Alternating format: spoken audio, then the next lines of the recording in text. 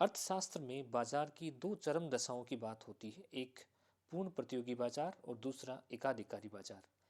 एकाधिकारी बाजार बाजार की वह स्थिति होती है जिसमें किसी वस्तु को बनाने वाली एक ही फर्म होती है और वह जो वस्तु बनाती है उसके बाजार में कोई भी निकट स्थानापन्न पदार्थ उपलब्ध नहीं होते हैं। इस तरह से इस फर्म को अपनी वस्तु की कीमत और मात्रा पर महत्वपूर्ण अधिकार प्राप्त होते हैं और इस प्रकार की बाजार स्थिति सामान्यतः अर्थव्यवस्थाओं में नहीं देखने को मिलती है, लेकिन कुछ पब्लिक यूटिलिटीज में ऐसी या इससे सिमिलर स्थितियां देखने को मिल सकती हैं। पहला प्रश्न जो है इससे संबंधित, निम्न में से एकाधिकारी बाजार की विशेषता नहीं है। पहला विकल्प है वस्तु का एकमात्र उत्पादक और विक्रेता, जो कि इस बाजार की एक महत्वपूर्ण विशेषता है। दूसरा, इस वस्तु के कोई निकट स्थानापन्न पदार्थ उपलब्ध नहीं होते हैं। तीसरा, अन्य फर्म में इस बाजार में प्रवेश कर सकते हैं जिसकी संभावना इस बाजार में नहीं है। इस तरह से सविकल्प इस प्रश्न का सही उत्तर है। फर्म और उद्योग एक ही होते हैं, जैसा कि एकाधिकार की स्थिति में देखने को मिलता है कि एक ही फर्म होती है और उसे ही उद्योग कहा जाता है। अगला प्रश्न है, एकाधिकारी फर्म का मांग वक्र होता है। एक एकाधिकारी जो फर्म होती है उसे अपनी वस्तु की अधिक मात्रा का विक्रय करने के लिए अपनी कीमत को कम करना होता है और अधिक कीमत वसूलने की स्थिति में वह वस्तु की कम मात्रा विक्रय कर पाती है। ऐसी स्थिति में उसका जो मांग वक्र होता है वह ऊपर से नीचे की तरफ गिरता हुआ होता है। एक एकाधिकारी फर्म संतुलन की स्थिति में वहां उत्पादन करती है जहां उसकी मांग की लोच होती है। इस प्रश्न का सही उत्तर है लोचदार मांग की स्थिति में। लोचदार मांग मांग वक्र के मध्य बिंदु के ऊपरी हिस्से में होता है और कोई भी विवेकशील फर्म मांग वक्र के इसी हिस्से में संतुलन की स्थिति में उत्पादन करना चाहेगी। मध्य बिंदु के निचले भाग में, जहां पर एक फर्म का सीमांत आगम शून्य या ऋणात्मक होता है, ऐसी स्थिति में कोई भी फर्म उत्पादन नहीं करती है। इस तरह से इस प्रश्न का सही उत्तर है विकल्प ए। अगला प्रश्न है, एक एकाधिकारी फर्म अल्पकाल में संतुलन की स्थिति में क्या प्राप्त करती है। अल्पकाल में एकाधिकारी अपने संयंत्र के आकार को नहीं बदल सकता है। इस कारण से वर्तमान लागत दशाओं के अनुरूप उसे सामान्य लाभ भी मिल सकते हैं, अधिसामान्य लाभ भी मिल सकते हैं और असामान्य हानि भी हो सकती है। इन तीनों ही स्थितियों से उसको गुजरना पड़ सकता है। इस तरह से इस प्रश्न का सही उत्तर है विकल्प द। एक एकाधिकारी फर्म दीर्घकाल में संतुलन की स्थिति में क्या प्राप्त करती है। इस प्रश्न का सही उत्तर है अधिसामान्य लाभ या सुपर नॉर्मल प्रॉफिट। ये इस कारण से क्योंकि एकाधिकारी की विशेष स्थिति के कारण से उस उद्योग में कोई भी नई फर्म प्रवेश नहीं कर सकती है। इस कारण से दीर्घकाल में एक फर्म जो है वह अधिसामान्य लाभ प्राप्त करती है। अगला प्रश्न है, एक एकाधिकारी फर्म होती है।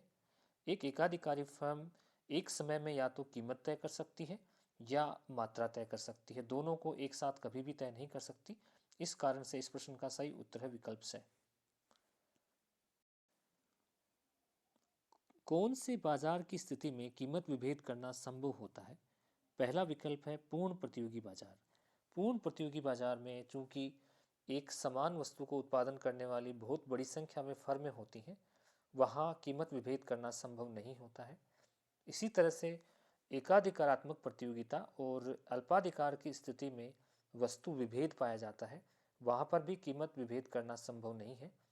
एकाधिकार की कुछ विशेष स्थिति के कारण से एक एकाधिकारी अपनी समान वस्तु की विभिन्न बाजारों से, विभिन्न व्यक्तियों से और विभिन्न प्रयोगों के आधार पर अलग अलग कीमत वसूल कर सकता है। इस कारण से एकाधिकार में कीमत विभेद करना संभव होता है। इस प्रश्न का सही उत्तर है विकल्प से। अगला प्रश्न है, लर्नर का दिया हुआ एकाधिकारी शक्ति का माप है। अर्थशास्त्री लर्नर ने एकाधिकारी की शक्ति की माप के लिए कीमत और सीमांत लागत के अंतर को आधार बनाया और इन दोनों का अंतर जितना अधिक होता है, एक एकाधिकारी की शक्ति उतनी ही अधिक होती है। इस तरह से इस प्रश्न का सही उत्तर है विकल्प ब। अगला प्रश्न है, एक एकाधिकारी की शक्ति अधिक होती है यदि उसकी मांग की लोच होती है। इस प्रश्न का सही उत्तर है पूर्णतया बेलोचदार मांग लोच। एक एकाधिकारी उतना ही पावरफुल होता है जितना उसकी वस्तु की मांग की लोच बेलोचदार होती है, क्योंकि ऐसी स्थिति में एक उपभोक्ता का बार्गेनिंग पावर कम हो जाता है और एक एकाधिकारी अपनी वस्तु की कितनी भी कीमत वसूल कर सकता है। इस तरह से द विकल्प यहाँ पर इस प्रश्न का सही उत्तर है। अगला प्रश्न है, किस प्रकार के कीमत विभेद में एक उपभोक्ता की संपूर्ण बचत समाप्त हो जाती है? तो इस प्रश्न का सही उत्तर है प्रथम डिग्री का कीमत विभेद। इस कीमत विभेद में एक वस्तु की प्रत्येक इकाई की अलग अलग कीमत वसूल की जाती है। इस कारण से उपभोक्ता की संपूर्ण बचत यहाँ उत्पादक के द्वारा प्राप्त हो जाती है। इस कारण से इस प्रश्न का सही उत्तर है विकल्प ए। कीमत विभेदीकरण के लिए आवश्यक शर्त है। पहला विकल्प, बाजारों का दो या अधिक भागों में विभाजन। एक एकाधिकारी अपनी वस्तु के बाजारों को यदि दो भागों में या दो से अधिक भागों में विभाजित नहीं करता है, तब तक कीमत विभेदीकरण संभव नहीं हो पाता। दूसरा, सस्ते से महंगे बाजार में वस्तु का पुनः विक्रय न हो पाए। यदि ऐसा होता है तो कीमत विभेदीकरण असफल हो जाता है। और तीसरा विकल्प है, यदि अलग अलग बाजारों में कीमत लोच अलग अलग नहीं है, तब तक कीमत विभेदीकरण किया जाना संभव नहीं होता है। इस तरह से यहाँ पर तीनों शर्तें कीमत विभेदीकरण की एक प्री कंडीशन के रूप में काम करती हैं। इसलिए यहाँ पर विकल्प द इस प्रश्न का सही उत्तर है। अगला प्रश्न है, सबसे अधिक पाया जाने वाला कीमत विभेदीकरण कौन सा है?